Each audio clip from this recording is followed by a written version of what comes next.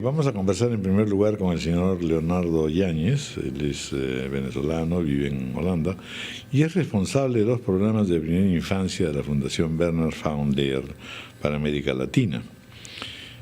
Participa hoy día en el tercer encuentro nacional Inversión en la Infancia,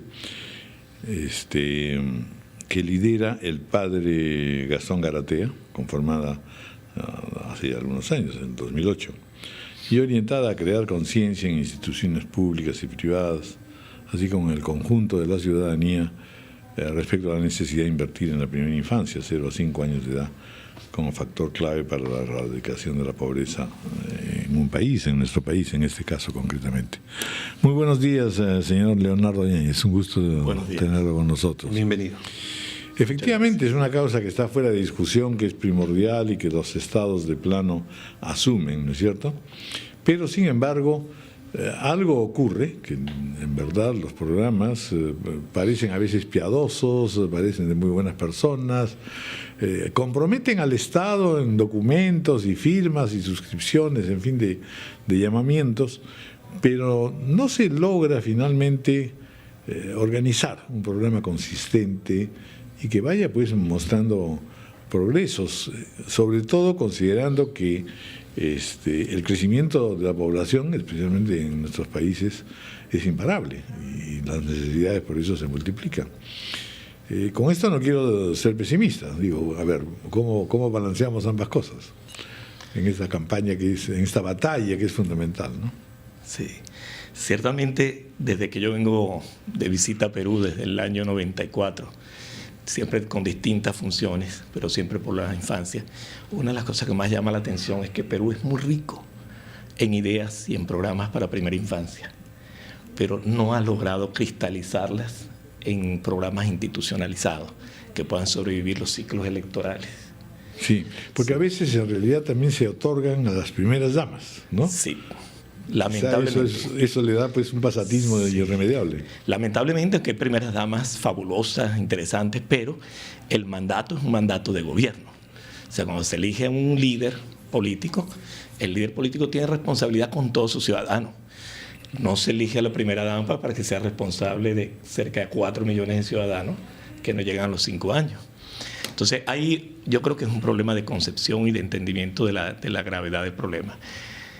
Muchos países en las regiones han producido ideas interesantes sobre infancia y muy pocos han sabido capitalizarlos y cristalizarlos en instituciones que sean, que sobrevivan periodos electorales, que se conviertan en un mandato del Estado y que no sea un problema, que no es un tema del debate político partidista, es un problema de supervivencia de la sociedad.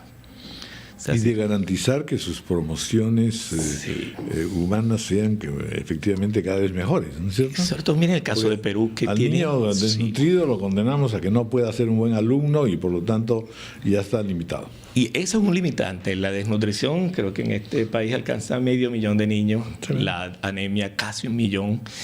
Y no solamente estos niños, sino aquellos que no tienen la posibilidad de tener un estímulo adecuado en los primeros años de vida. Nosotros muchas veces no tomamos en cuenta eso. Y son personas ya condenadas desde su infancia a ser adultos que no van a desarrollar toda su potencialidad, que van a ser en consecuencia pobres y se va a replicar este esquema, esta situación de pobreza y de desigualdad. Pero usted nos decía que habían iniciativas interesantes pero que no lograban continuidad, y no solamente desde el Estado, sino también desde pilotos de ONGs, desde el sector privado también. ¿Esto no lo ha podido recoger el Ministerio de la Mujer en nuestro país, por ejemplo? ¿Qué información tiene usted del seguimiento que se hace desde ese ministerio relativamente nuevo? Sí, claro, yo recuerdo desde la creación del Ministerio de la Mujer, recuerdo cuando se hizo la separación, pero si uno toma en cuenta desde que se crearon programas que llamaron la atención en el mundo, como el Guaguaguasi Pronoey, así es, en su época, en Cusco, Puno, llamó la atención de todo el mundo. Países vecinos copiamos las ideas de Perú, las utilizamos, las adaptamos. Algunos países como Colombia, Chile, Cuba, Costa Rica lograron cristalizarla en programas de Estado. Perú creó esas ideas, las llevó adelante, pero han tenido como algunas, yo digo, defectos de nacimiento. ¿Cuáles, por ejemplo? ¿Han perdido, digamos, la intensidad que tuvieron en su generación? Han perdido la intensidad han perdido la intensidad, aunque ha habido personas maravillosas que han pasado por esos ministerios. Por el Ministerio de la Mujer han pasado personas increíbles dirigiendo el Guaguasi, por el Ministerio de Educación, personas formidables que han tenido el PRONOVEI y la claridad sobre la diferencia. ¿Qué pasó entonces? PRONOVEI.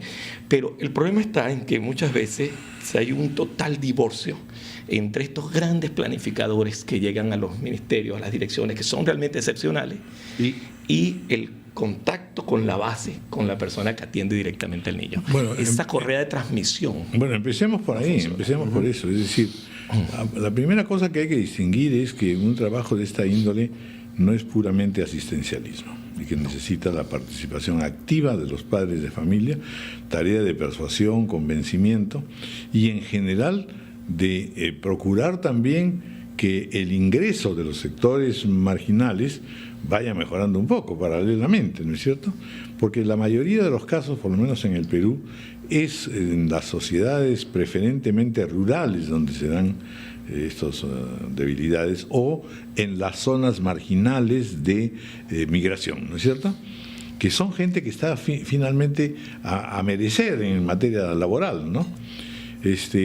Entonces, estos programas primero tienen que definir exactamente qué características y modalidades pueden tener, pero en segundo lugar forman parte de un conjunto de lo que ahora se ha dado en llamar inclusión social.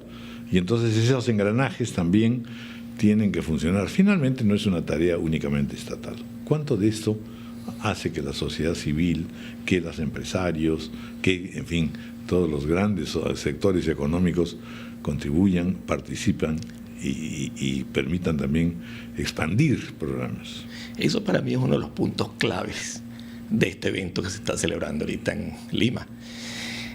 Por primera vez vemos en América Latina una organización de ciudadanos que no son necesariamente gobiernos, que vienen de distintos sectores, que se unen para abogar por la primera infancia. Hay empresarios, hay artistas, hay intelectuales. Es una variedad de gente, es decir, es empezar a entender que el problema de infancia es demasiado grave para ser asignado a un solo sector, que es un problema de todos. Es decir, yo pienso, incluso quiero hacer un reconocimiento a RPP porque el papel que los medios de comunicación tienen en que el ciudadano esté informado es algo que tiene que marcar una pauta de cambio.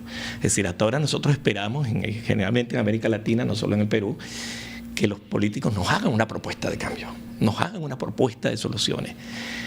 Pero tenemos que hacer ya el cambio, la transición a los ciudadanos que hacen la propuesta política y los políticos tienen que responder a ella. Y que permiten también, claro, la institucionalización. Por supuesto, si yo soy un empresario, ¿debería importarme la primera infancia? Mucha gente piensa, no es necesario. Claro que sí, porque el progreso del desarrollo económico, o sea, el gran desarrollo económico que ha tenido Perú en los últimos 10 años, ese gran cambio, no va a ser sostenible si nuevos peruanos no toman las riendas de esa economía. O sea, para un empresario que quiere buscar la prosperidad propia y la de otros para sostener ese nivel, necesita ese contingente humano. Pero ese es solamente un aspecto. Para el que vive todos los días, es lamentable pasar por ciudades de América Latina y ver las alambres. Parece un campo de guerra, un campo de concentración, donde la gente vive presa en sus viviendas por miedo a la gente de afuera. Compárenlo con Holanda. Holanda es un pequeño país, pero súper denso. Pero yo puedo dejar mi puerta abierta. Y son millones los que viven cerca unos de otros. Uno puede olvidarse de una mercancía y le van a avisar. Y van a avisarle, se le cae la cartera con dinero y viene alguien y se la regresa. Es decir, esa parte no es un problema solo del gobierno, es un problema de que los ciudadanos tomen rol.